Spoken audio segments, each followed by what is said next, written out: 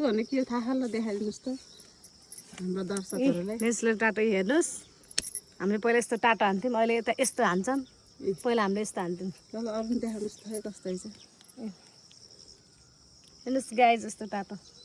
पहिलाको टाटो अरू नि अहिलेको टाटो पहिला अरू नि हान क्या दे सेतै बनाउँछ ओ बा